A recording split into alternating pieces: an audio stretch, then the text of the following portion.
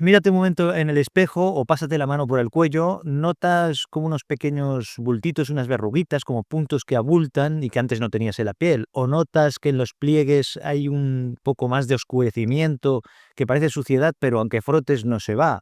O lo que es más frustrante, notas que la tripa no baja aunque hagas dieta y aunque cuides la alimentación. Pues esto en realidad no es suciedad, no es que te falte fuerza de voluntad y tampoco es solo la edad, como a veces se dice. Esto es una señal de alarma de que tu metabolismo no funciona del todo bien y es por resistencia a la insulina. Es la razón por la que tu cuerpo ha dejado de escucharte y está acumulando grasa, en este caso, en modo pánico. La buena noticia es que esto se puede revertir y hoy vamos a ver por qué tu metabolismo se ha vuelto sordo a esta insulina y también veremos cómo aplicar una terapia de silencio para que tus células vuelvan a escucharte hoy mismo y a responder a esta insulina. ¿Por qué pasa esta resistencia a la insulina? Para entender por qué no adelgazas y te pasan estas cosas, vamos a olvidar la analogía de la llave y la cerradura porque es aburrida y no explica el problema real.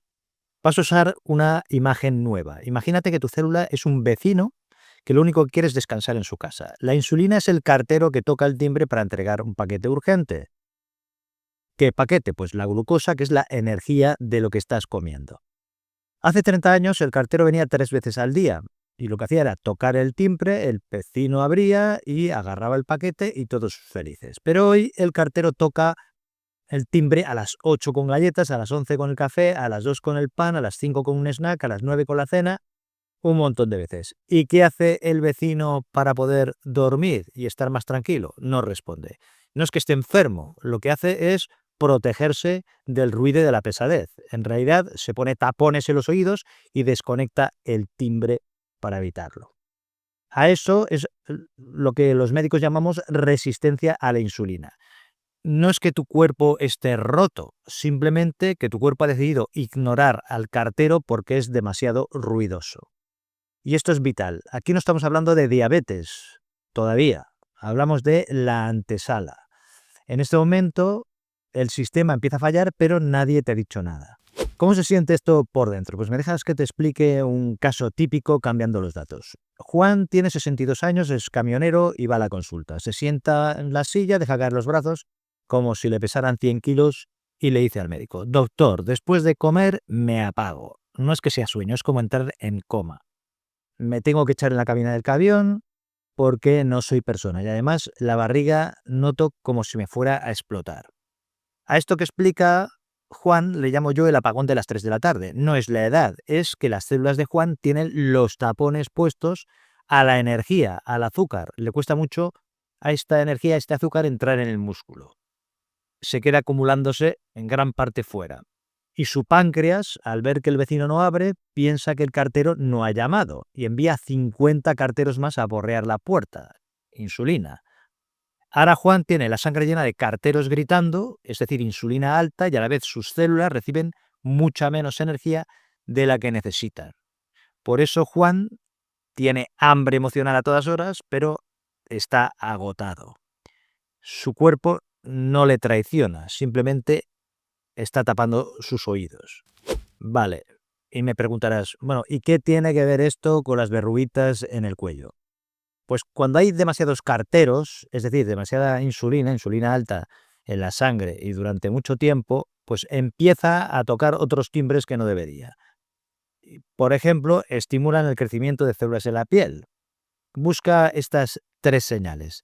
La primera son los acrocordones, que son estas mini verruguitas de las que estamos hablando, que son blandas y están en el cuello o están en las axilas. No son peligrosas, pero pueden ser una huella del ruido de la insulina alta. Segundo, la acantosis nigricans. Es esa zona oscura, aterciopelada, en pliegues, en el cuello, en las axilas o en las ingles. Esto no es suciedad, es tu piel reaccionando a una insulina alta. Ahora bien, un matiz que hay que tener en cuenta: si aparece de forma muy rápida, es muy extensa o viene con pérdida de peso, que es inexplicada, consulta con el médico para descartar otras causas que pueden ser importantes. En tercer lugar, la grasa abdominal dura. Esto es cuando aprietas la barriga, está dura, abultada, que es una barriga con grasa que rodea a los órganos y que en muchas personas esta grasa y la resistencia a la insulina forman una especie de círculo vicioso y una alimenta a la otra. Es perjudicial, bastante perjudicial. Ahora bien, quiero ser claro, Estas señales orientan, pero no te diagnostican. Si reconoces varias de ellas, lo que no has de hacer es autodiagnosticarte. Una analítica con tu médico lo confirmará o lo descartará en minutos o con las pruebas que hagan falta. Y ahora, si te reconoces, vemos qué se puede hacer. Antes de hablar de soluciones, quiero responder una pregunta que me han hecho en el vídeo sobre el hígado graso y que me parece muy interesante. La pregunta es la siguiente. Doctor, ¿el hígado graso causa resistencia a la insulina o es al revés? La respuesta es que son una especie de matrimonio tóxico. A veces no sabemos quién empezó primero la pelea, pero sí que sabemos que se retroalimentan uno con otro. Si tu hígado tiene grasa, se vuelve sordo a la insulina. Si tienes resistencia a la insulina, tu cuerpo lo que hace es bombardear a tu hígado con más grasa. ¿Cuál es la buena noticia de esto? Pues que no necesitas dos tratamientos diferentes en general, lo que hay es una terapia de pareja única que arregla los dos a la vez. Yo a esto lo llamo la terapia del silencio. Muchas veces no se arregla solo con más pastillas el problema. La base es disminuir el ruido este con hábitos. Y cuando hace falta, la medicación ayuda muchísimo, pero el silencio es lo primero. Vamos a ver cómo aplicar esta terapia en 3 pasos para romper el ciclo ahora mismo.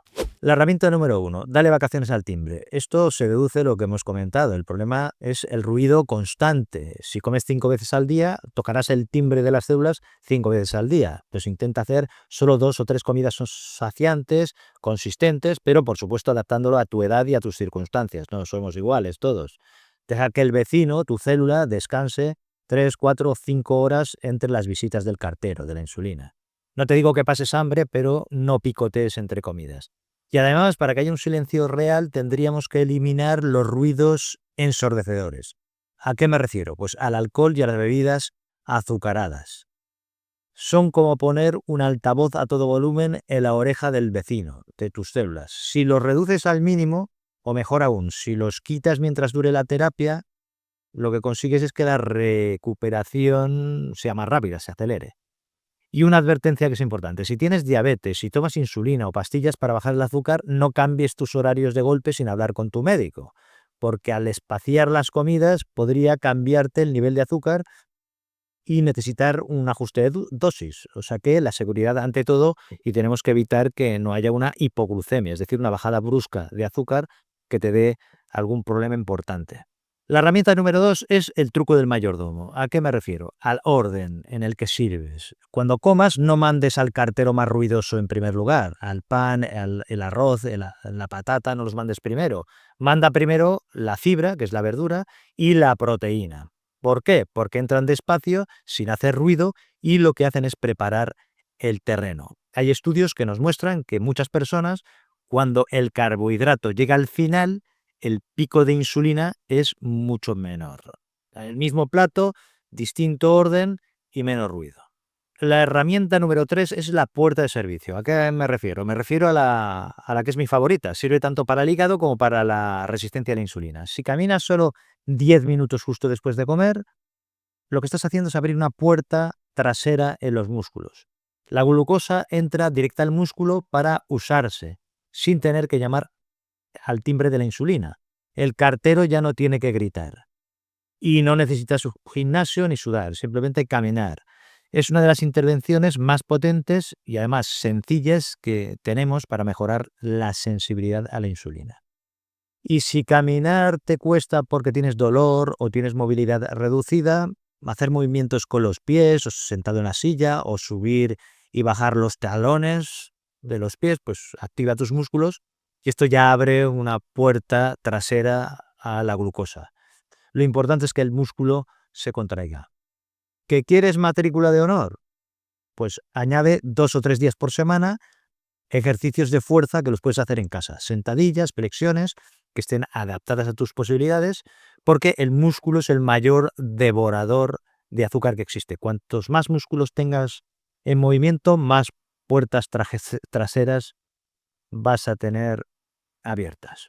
Una duda que se pregunta mucho, doctor, ¿y si ya tomo metformina? Que esto baja el azúcar, pues perfecto, la metformina ayuda a bajar el ruido químico, por una parte, y el silencio alimentario baja este ruido por otra. lo que hacen es sumarse. No dejes la medicación. Lo que tienes que hacer es usarla como palanca para que estos hábitos funcionen todavía mejor.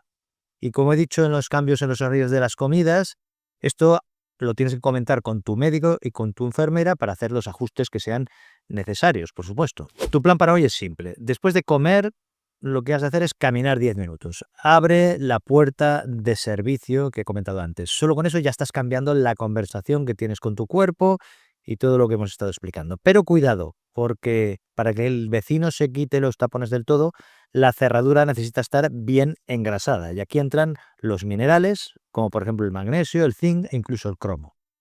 Una buena alimentación suele ser suficiente, pero hay muchas personas que preguntan: doctor, si tomo suplementos, ¿me voy a curar?